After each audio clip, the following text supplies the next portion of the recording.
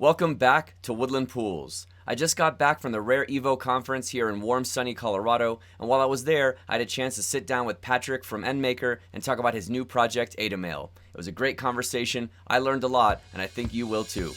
Welcome back, everybody. Welcome back to Woodland Pools. We are here at the Rare Evo Conference 2023, sitting back in the exact same spot again with Patrick from EndMaker and now ADAMail. So Patrick, thanks so much for sitting down again. Thank you so much for having me again. Yeah. It's always great, and I can't believe we're doing this again already. It doesn't feel like a year. It's nuts how fast it's gone. Yeah. And just like and also too, it's interesting both, it's one of those things, it's a time distortion field where it feels like, it feels like it's gone so fast and at the same time, so much has happened since then. Yeah. Because I remember when we first sat down here, and I'll link down below the conversation, we were in this exact same spot a year ago talking about EndMaker and NFTs. I remember leading up to the Rare conference last year, thinking to myself, I had all these questions about NFTs and how they worked and maybe where they could go and what some of the limitations were and this and that. And I was like, oh, you know what? I'll just ask Patrick. And it's like, let's just film me asking you and then everybody can learn together kind of thing. Yeah. And so literally today we were having lunch and I was about to ask you a bunch of questions about ADAMail. I was like, hold on, let's just film it and we'll do it live and we'll just kind of find out about it. So I've had some of the stuff that we were talking about last year, like I was telling you over chat the other day, that I kept thinking about for almost a full year, just kept getting nuggets from that conversation. So I thought, let's just do something like that and just kind of chat about the stuff that you've been working on lately. And I thought we'll focus mostly on ADAMail, but we'll kind of see where the conversation goes and go from there. So why don't we start with this? Introduce yourself and sort of what you worked on in the past, and then where you're up to now, and then we'll jump into ADAMail and go from there. Sure. I'm Patrick. I'm the founder of EndMaker. EndMaker is basically an NFT/tokenization infrastructure provider. So we basically build the tools that make it easy for businesses to say, okay, I want to get into Web3, I want to launch some tokens, and then just do that via plug and play, basically. We've been around in Cardano for 2.5 years, so that's been quite a wild ride. We minted over 2 million NFTs at this point. We made 37% of all the policy IDs on Cardano, and and I'm always looking for those real world use cases. So I don't really care too much about the next big 8-picture collection or something like that. Sure, they can use EndMaker if they want to, but that's not really our target audience. We're more looking for things that just make regular people's lives better. And I think that's where the blockchain space or the Web3 space has to move to in general. Because if we can solve a regular person's problem, then there's an actual reason for Web3 to exist. And if we can't, then it's kind of pointless anyways. So, yeah. Yeah, and it's exactly that mentality and attitude that is sort of I really appreciate about you and your companies, your different projects that you've been working on, because I think that's the kind of thing that we talk about on the channel all the time that I'm very drawn to as well, where it's sort of there are some things that blockchain and Cardano within blockchain does very well, and there's some things that aren't, and we need to make sure that, to your point, that we're not a solution trying to find a problem, but that we can lean into the things that blockchain and blockchain solutions do very well. And I think it's very refreshing, honestly, and why I really enjoy talking with you, to hear your perspective as somebody who's completely invested in it, to still be very frank and be hey, these are the things we need to do. And if we can't get these things done, then why are we even here, right? Yeah. And then within that, then still finding the inspiration and excitement about, and here are the things that we can do, right? So I love that take, and I think that's one of my favorite things about you and then the projects that you work with. And so, so let's dig into that a little bit. So then with that, it's a great lead into the new project that you're working on now with the IMX team. Called ADAMail. So what is ADAMail? Because it's brand new. You were saying it launches on Monday. So we're filming this on Thursday. So this will probably come out just after that. But this is now 3 or 4 or 5 days before that launches. So what is it, and what's the problem you're trying to solve? Yeah. So ADAMail it's a very simple concept. It's basically taking what works in the Web 2 world, which is email, which has been around for longer than I have, right? And combines it with Web3. And the way we do that is basically by saying, okay, every single person on Cardano that has a Cardano wallet gets an email address as well. So what this means is I can just look up your wallet and I can send you an email directly to your wallet. I have no idea who you are. I can just look up the stake key and write, stake key at adamail.me, and then basically press send, and then get that email to you. And I think it's a simple concept, but it opens up so many possibilities, because I talk a lot to these real world businesses that want to get into NFTs, want to get into Web3, and they need to always understand like what is the value proposition of Web3. Totally. And the idea is always like reduce the middleman, have a direct way to interact with your customer, and like just imagine, my favorite example is always Book.io, right? Sure. And Book.io is selling ebooks as NFTs. In the past, if you sold a physical book, like a book on the bookshelf, to someone, people don't know, the authors don't know who is buying that book. They have no idea about their target audience. They don't know anything about them. They have to be lucky that the people who like their books go to Facebook and like the fan page or something like that, or Instagram, right? And but they don't have any way to communicate with them. They don't know anything about other books that their audience likes to read. And now with Web3, suddenly we have this whole new aspect to it, because the authors can actually just look into it, take a look at the wallet, see, okay, this person bought my book, but he also bought like 10 other books, and they're all in similar categories, and he knows much more about his audience than ever before. And you know how much ADA that person holds, you know how much transaction the person makes, and so on. So a lot of the things which are typically kind of intransparent or only visible to banks and stuff like that are now visible to everyone, which like levels the playing field again. And that's one aspect of it. And then the second aspect is basically this direct communication part. So like the way we communicate in Web3 right now is mostly through Discord and stuff like that. But in theory, what we could do is we could enable communication from one wallet to another wallet, basically. And with ADAMail, I think we're taking a step into that direction, because we say, okay, you as the author, you could just send an email to the holders of your book, right? So just send them a newsletter. You know exactly like what their email addresses are, because they're all related to the wallet. And and that just opens up opportunities that we've never seen before. The same, not only with like NFT collections, but like with stake pool operators, with exchanges, with everything, basically, everything on chain. Or if you accidentally send like a wrong NFT or like a wrong transaction to some wallet, you can just message the person. Message the person. And that's ADAMail. So it's a simple concept, but quite powerful. Yeah, that is, because also to your point, when you're thinking of it from like with the book example, right? Thinking from the author's standpoint, you can do all kinds of interesting things. I mean, and this is independent of ADAMail. Like, it's a really good point. How like you could do something where you can do an on-chain check for obviously how many wallets have your book, but you can see how many of them have multiple books of yours, or which one have books from competitors, or the same genre, or whatever else. That's super interesting. So then with that, right, when you're sending those messages, something I've been wondering about, and again, this is like literally, guys, we're all finding out at the exact same time. I don't know. I'm just like, this is like me just asking you questions and finding out. So with the ADAMail thing, I think you may have alluded to this when you were saying about how it's more of a Web 2 kind of like bringing into Web 3. But so the addresses are resolved based on things like state keys, right? Yes. But the actual messages, like those are just transmitted over SMTP, which that's the protocol for all email.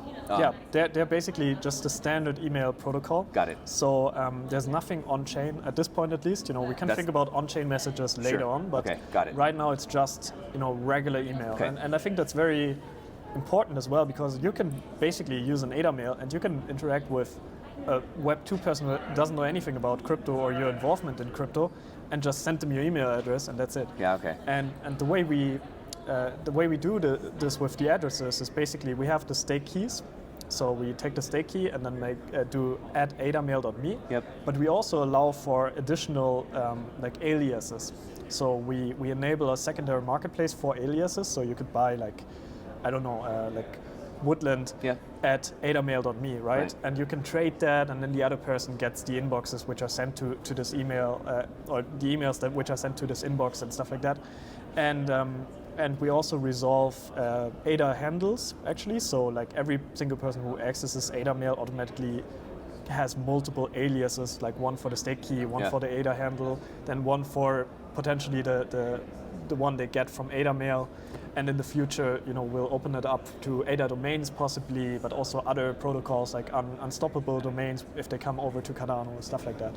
So that's interesting. So I have a lot of questions there. So that's good, because you covered a lot of ground there. But so let's talk first about the way that the messages are handled and how all that works, and then I want to talk about like aliases and resolution and stuff. Mm-hmm. But so for the messages themselves,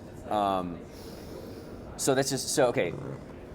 so you use the Web3 stuff of like moving the NFT, and this actually goes back to our first conversation sitting in this spot where like the big takeaway I think from our conversation there that now I always tell people when we're talking about NFTs and they say anything about NFTs and they start talking about whatever else, and I'm like, at the end of the day, the root of all of an NFT is proof of ownership of a thing, right? Yeah. And then you know, to your point about licensing and things, like what that thing is can be discussed, but all it is that, you know, it doesn't have to be a picture, it doesn't have to be anything else, it's proof of ownership of something, right? Yep. And so then this harnesses that, where it's kind of like, okay, your proof of ownership of a thing, if it's like an ADA handle or whatever else, is like that address, and that can get moved around. Yep. But so you're utilizing NFTs and stake addresses to be the ownership of destinations of like things, but then everything else about it currently is still gonna be Web 2, just like email routing, but in terms of where it goes is just dependent on some of these on-chain things. Is that kind of the idea? That's exactly the idea, and maybe to add to that, like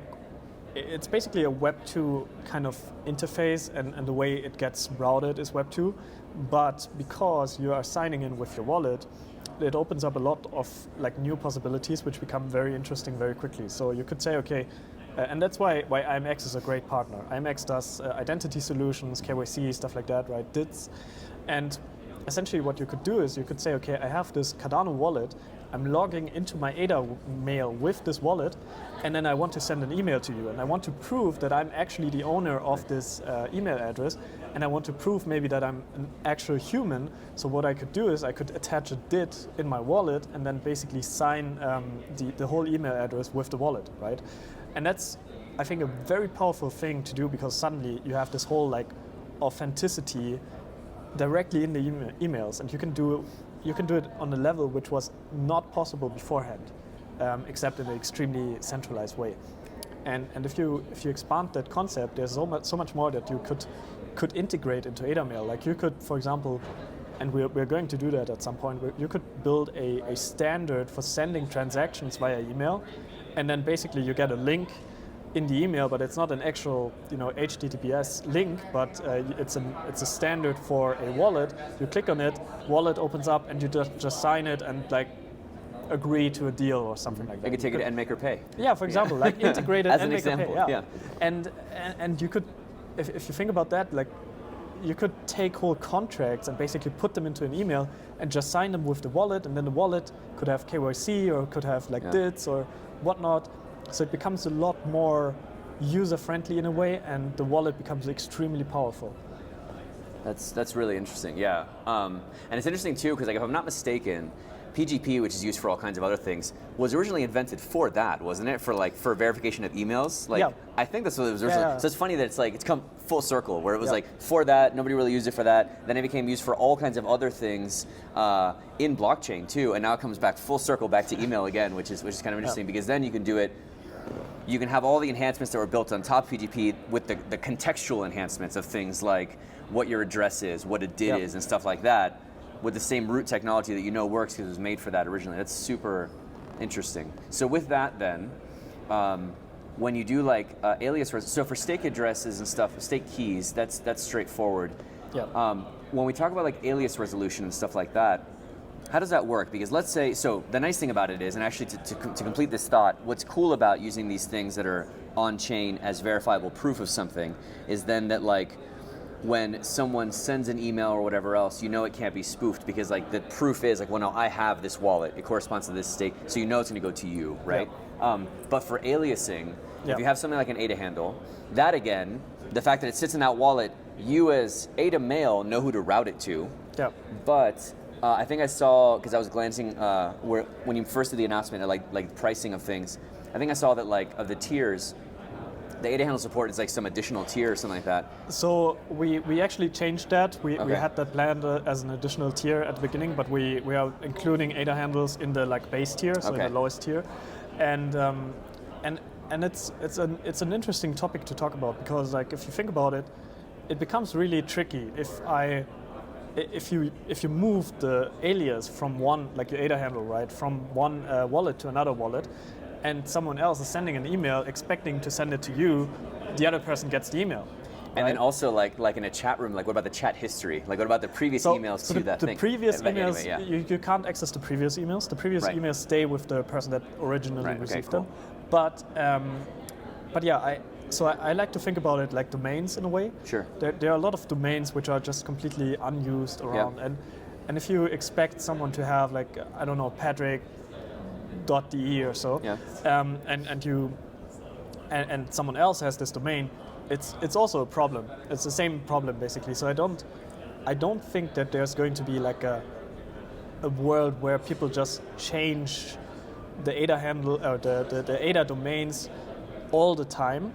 I think it's more about getting the ADA domain that you want, because right now if you sign up for Google Mail, there's a very high chance that your name is already taken. Right. And it's not taken by an actual person who uses it, it's just taken by some random person, right? But now that there's a secondary market, you can have actually access to like, say, okay, let me get that like Koski at ADAMail.me, right? And even if I have to pay something, it's like a domain. So there's a secondary market to it, and it has its pros and cons. Movable aliases definitely have their pros and cons, but it's very interesting, and I think it removes this. Yeah, it removes this like this world in which there are just millions of unused emails, essentially. Yeah. Yeah. Well, but that's good to know, and I'm glad you clarified that. I'm glad we talked about that, because that was the one thing that I was wondering about. Because if you were to buy like a custom alias, that's one thing, because you kind of like, you're not sure if someone has it, you're not sure if it's already been purchased or whatever else. But now I feel like ADA handles become such like a ubiquitous standard, where like just used all the time, that I feel like there'd be a sort of like an expectation of like, if I'm going to send it to your corresponding wallet stake address, I'd rather just send it to your ADA handle. And I could see an issue where like, so there would be no way for the sender to know if you had made that alias resolution or not, or whatever else. So I think it's a good call that you guys went that route, because when I was first looking at it, I was like, how's that going to work? You know, like, does a message not go through? Does it get bounced back and say they're not on this tier? So that's cool that you guys did that. It's definitely a new approach to things, and it will lead to some like weird things happening, I suspect. But yeah, I mean, if you have like Patrick at ADAMail.me, you're not gonna just randomly sell it if you actually use it for something, right? So, but if someone else has it and they're not using it, I can buy it from them. Basically, that's kind of the point.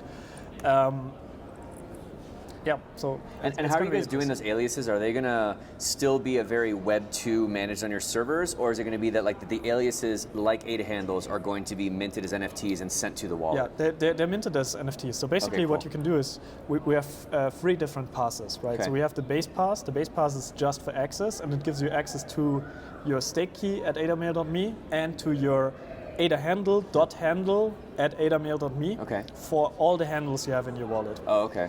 And the reason why we did .handle is basically so that we're able to support other standards as well, like ADA domains .ada, for example. Oh, sure. And unstoppable domains, this kind of stuff. Like, we want to keep it relatively open. And then the second tier is the gold tier. And the gold tier is basically the same functionality, plus you get to choose your own like alias. So you can say, okay, Patrick at ADAMail.me. Right. And then the diamond one is basically the same, just enhanced, longer runtime, longer subscription period, basically, and more storage. And we made a distinction between like aliases with just 2 letters, for example, versus aliases with 4 letters. So with the diamond pass, you can choose an alias which only has 2 letters or 3 letters. Sure. Cool. Okay, so let me see. So we've talked about how it's going to work, some of the pricing stuff, some of the basics of the mechanics. Any other big sort of like functionality things you think people should be aware of in terms of either how it's going to work or other problems that it can solve that we haven't addressed, or both? Yeah. So we have one really cool functionality actually. So we have a like standard email interface, right? But we also have a calendar in there. And a calendar, sounds relatively boring when you think about it, but what we're doing is we're partnering with a project called Cardano Calendar, which is by Kaizen, Pritesh. Oh, sure. And he basically made this really cool website where you can have like a global Cardano calendar, and there's like ways to enter your own events and so on. And the idea is basically that every single ADAMail user will automatically be subscribed to this Cardano calendar. So if you click on that, you will automatically see like all the big events, like Rare Evo will be in there, NFT LV will be in there, all this kind of stuff. And then you can add your own calendar events as well, of course. But I think that's quite, I mean, it's a gimmick, but I think it's gonna become quite cool because there's just one place where you can finally see like everything. And if the amount of ADAMail users is high enough, it becomes really relevant for projects to just go and put their project into that calendar. To know that it's getting advertised that way. Yeah. Cool. Okay, sweet. So with that, this thing, like I said, this video will come out after that, but as of right now, it launches in 4 days or something, right? And so now what I like, because normally on the channel I like to do is save these kinds of conversations till we're in person. I just think it's like more fluid, it's more fun than doing it over video chat. So realistically, we probably won't have a chance to talk about this again until at the very earliest, the summit in like 4 or 5 months. But probably maybe it'll be a year before we catch up about this again. So in your mind, with this thing that's just now about to launch, if we were to chat 6 or 12 months from now, where are you hoping to see, like what are the big milestones that you're looking for in terms of, it can either be functionality that it's about to come out, or kinds of adoption you're looking for, or whatever else. I'll leave it open-ended to you, but like what are you looking forward to in the next 6 to 12 months for the ADAMail project? Yeah, so look, I mean, everything we build, we don't know if people are gonna accept it or love it or use it daily or not. But I do think that it has tremendous value for like holders of projects in Cardano and projects themselves, because they have a way to contact their holders, right? And what I'm looking forward to is basically saying, okay, ADAMail has enough users so that it's really relevant for a lot of NFT projects and just NFT creators in the space, or token projects like NMaker token or whatnot, to start newsletters and send them out to all their holders. And that's something I want to see. I just want to see a lot of projects just do newsletters using ADAMail. And and I think, I don't know, like there's a lot of features I could talk about, but that's like the core of it. That's what needs to happen to make it successful. And so have you thought about, like, I guess we're kind of like going a little off topic, have you thought about doing something where like, at least like I mean, the problem is that there's actual real server costs and things. Have you thought about doing like a promotional sort of like free tier to get people familiar with it? Because a lot of products, have that freemium sort of thing where like everybody gets using it, they get used to it, they're like, oh, this is actually pretty handy, and it removes that initial barrier, and then they're more willing to continue paying for it versus like that initial jump. Like, have you thought about doing anything like that, or? So, okay, and then with that, then let's also talk about then what the pricing is going to be. I think it'd be a good relevant thing. Yeah. So we have thought about it. The pricing is, like, I like the pricing actually, because we're very upfront about it. We say, okay, we have server costs, we want to keep this running. You get like a runtime of a specific time, and then you can subscribe again afterwards, and that's it, right? And we're not like trying to steal your data or sell it or be like Google or whatnot. We just have a product, has a price, you can buy it or you can not buy it, right? That being said, maybe we'll introduce something in the future where you can get access to like a little bit of it without paying for it.